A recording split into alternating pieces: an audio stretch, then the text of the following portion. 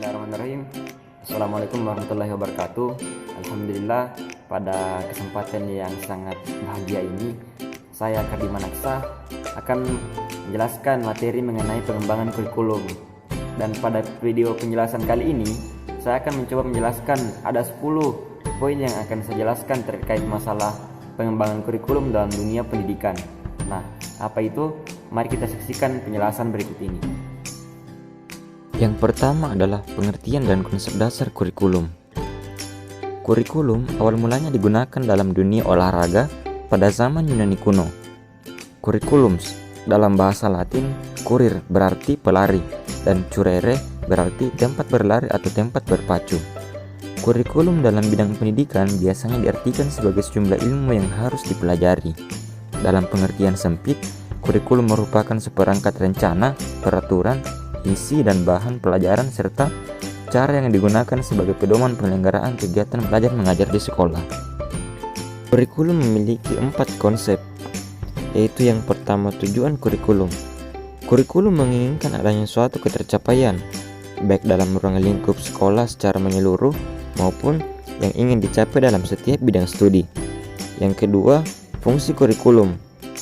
Kurikulum memiliki banyak sekali fungsi dan peran dalam mencapai tujuan daripada pendidikan, baik bagi sekolah, bagi guru, bagi kepala sekolah, bagi supervisor, bagi pengawas akademik maupun fungsinya bagi masyarakat. Yang ketiga, dimensi kurikulum. Kurikulum sebagai program pendidikan mengandung 4 dimensi. Yang pertama sebagai suatu ide, yang kedua sebagai suatu dokumen tertulis, yang ketiga sebagai suatu proses pembelajaran, dan yang terakhir sebagai suatu hasil belajar. Terus yang keempat, komponen-komponen kurikulum.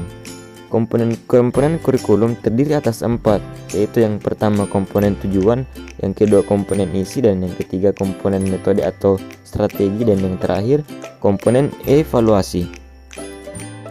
Kedua adalah landasan pengembangan kurikulum. Kurikulum lembaga pendidikan memiliki 5 landasan yang harus diketahui. Yang pertama, landasan yuridis merupakan ketentuan hukum yang dijadikan dasar untuk pengembangan kurikulum dan mengharuskan adanya pengembangan kurikulum yang baru. Yang kedua, landasan filosofis. Dalam pengembangan kurikulum ialah asumsi-asumsi atau rumus yang didapatkan dari hasil berpikir secara mendalam, analitik, logis, dan sistematis. Yang ketiga, landasan psikologis merupakan landasan penting yang harus diperhitungkan dalam kegiatan pengembangan kurikulum di sekolah. Yang keempat, landasan teoritik memberikan dasar-dasar teoritik pengembangan kurikulum sebagai dokumen dan proses dalam pengembangan kurikulum tersebut. Yang kelima, landasan sosiologis atau sosial budaya dalam pengembangan kurikulum berkenaan dengan adat istiadat, keyakinan, nilai, bahasa, agama, dan lembaga-lembaga sosial yang turut berpengaruh dalam pengembangan kurikulum. Yang ketiga adalah komponen-komponen kurikulum. Terdapat 4 komponen-komponen kurikulum yang harus diketahui. Yang pertama, komponen tujuan.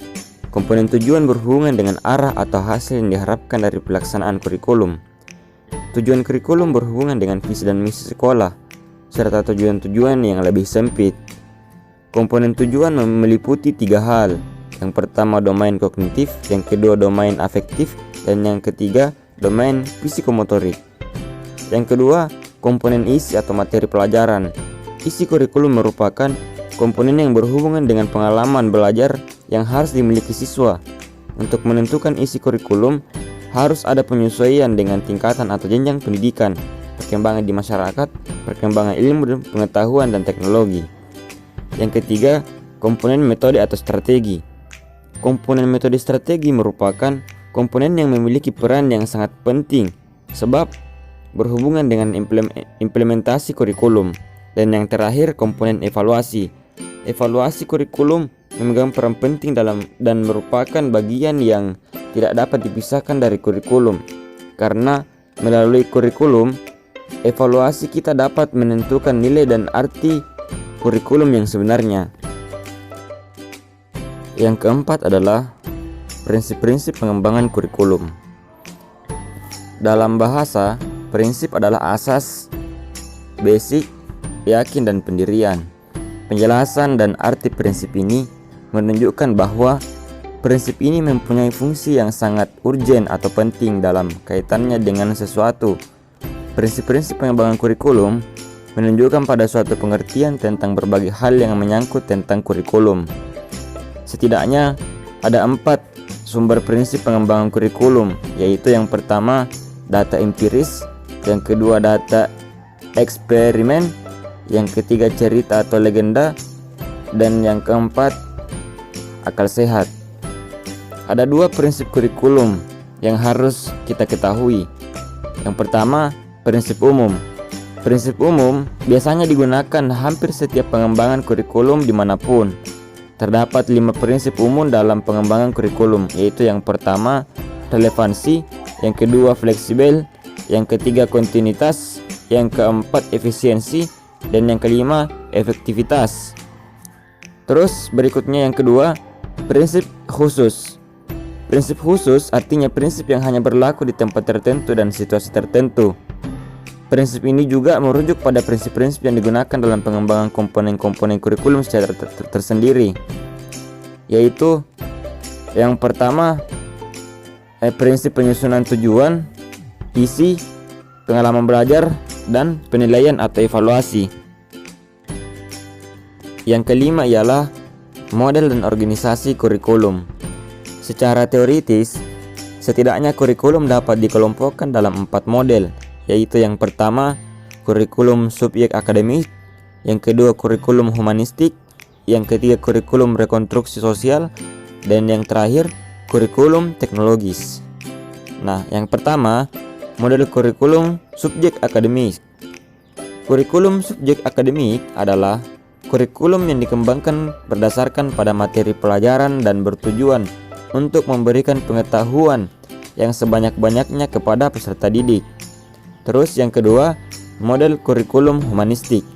Model kurikulum humanistik sangat menekankan pada pengembangan potensi-potensi yang ada pada masing-masing individu secara keseluruhan. Hal ini tentu sesuai dengan arti humanistik, yaitu bersifat kemanusiaan. Yang ketiga, model rekonstruksi sosial. Model ini menekankan pada pembekalan anak didik untuk dapat menghadapi berbagai persoalan dalam kehidupan atau dinamika di masyarakat. Terus yang keempat atau yang terakhir, model teknologis. Model kurikulum ini lebih menonjolkan aspek pemanfaatan teknologi dalam pelajarannya. Penggunaan teknologi yang dimaksudkan di sini ialah seperti handphone, komputer, dan alat teknologi lainnya yang mampu digunakan dalam sebuah pendidikan. Terus selanjutnya, organisasi kurikulum. Organisasi kurikulum merupakan struktur program kurikulum yang berupa kerangka umum pendidikan atau pembelajaran yang hendak disampaikan kepada peserta didik guna tercapainya tujuan daripada pendidikan. Yang keenam ialah evaluasi kurikulum. Secara harfiah, kata evaluasi berasal dari bahasa Inggris evaluation, dalam bahasa Arab at-takdir, dalam bahasa Indonesia berarti penilaian.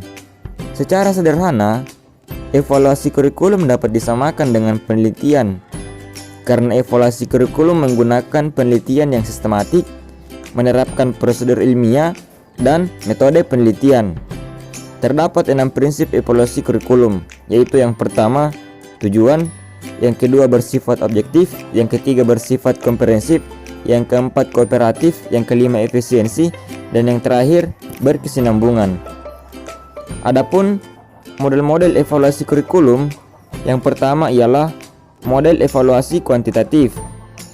Adapun ciri yang menonjol dari evaluasi ini ialah penggunaan prosedur kuantitatif untuk mengumpulkan data sebagai konsekuensi penerapan pemikiran paradigma. Yang kedua, model ekonomi makro. Model ekonomi makro adalah model yang menggunakan pendekatan kuantitatif sebagaimana kuantitatif lainnya. Sedangkan tujuan daripada evaluasi kurikulum ialah untuk mengetahui tingkat pengetahuan, keterampilan, sikap dan nilai-nilai dari tes untuk jenis pekerjaan atau jabatan dalam suatu sistem masyarakat atau pendidikan itu sendiri. Yang ketujuh ialah komponen-komponen pembelajaran. Pandangan mengenai konsep pembelajaran terus-menerus mengalami perubahan dan perkembangan sesuai dengan kemajuan ilmu pengetahuan dan teknologi. Pembelajaran merupakan suatu sistem yang terdiri dari berbagai komponen yang saling berhubungan satu dengan yang lainnya. Komponen pembelajaran tersebut meliputi kurikulum, tujuan, guru, siswa, materi, metode, media, dan evaluasi. Adapun fungsi dari masing-masing komponen tersebut ialah yang pertama, fungsi kurikulum. Yang pertama sebagai alat mencapai tujuan dalam pendidikan. Terus yang kedua, bagi kepala sekolah, kurikulum sebagai alat keberhasilan program pendidikan. Terus yang kedua, fungsi guru. Fungsi guru meliputi yang pertama sebagai pendidik, yang kedua sebagai contoh, yang ketiga sebagai pengajar, yang keempat sebagai pelajar, dan yang kelima sebagai administrator. Terus fungsi siswa. Adapun fungsi siswa meliputi yang pertama sebagai suatu objek atau siswa menerima pelajaran. Terus yang kedua sebagai suatu subjek atau siswa ikut menentukan hasil belajarnya. Terus adapun yang keempat, fungsi metode. Fungsi metode meliputi yang pertama untuk mempermudah dan memperlancar proses pembelajaran dalam suatu pendidikan. Yang kedua, membuat siswa menjadi aktif, berani, dan mandiri. Yang kelima, fungsi materi. Fungsi materi sebagai bahan yang digunakan dalam proses pembelajaran. Terus yang kedua, menambah dan memperluas pengetahuan siswa. Terus yang keenam, fungsi media. Adapun fungsi media, yang pertama fungsi edukatif atau dapat memberikan pengaruh baik mengandung nilai-nilai pendidikan. Terus yang kedua, fungsi sosial atau hubungan antara pribadi anak dapat terjalin dengan baik akibat adanya fungsi sosial tersebut. Dan yang terakhir, fungsi evaluasi. Fungsi evaluasi yang pertama untuk mengetahui kemajuan kemampuan belajar siswa tersebut. Yang kedua, mengetahui penguasaan, kekuatan, dan kelemahan seorang siswa dalam mendalami pelajaran dalam suatu proses pendidikan. Yang kedelapan ialah inovasi kurikulum dan pembelajaran. Inovasi kurikulum dan pembelajaran adalah suatu ide, gagasan atau tindakan-tindakan tertentu dalam bidang kurikulum dan pembelajaran yang dianggap baru untuk memecahkan masalah-masalah pendidikan. Dan adapun prinsip-prinsip inovasi kurikulum meliputi 5 aspek. Yang pertama, prinsip relevansi, yang kedua prinsip fleksibilitas, yang ketiga prinsip kontinuitas, yang keempat prinsip praktis, dan yang terakhir prinsip efektivitas. Dan adapun sifat-sifat dari inovasi kurikulum, yang pertama pergantian, yang kedua perubahan, yang ketiga penambahan, yang keempat penghapusan, yang kelima penyusunan, dan yang terakhir penguatan. Terus ada beberapa masalah yang dihadapi dalam dunia pendidikan di Indonesia.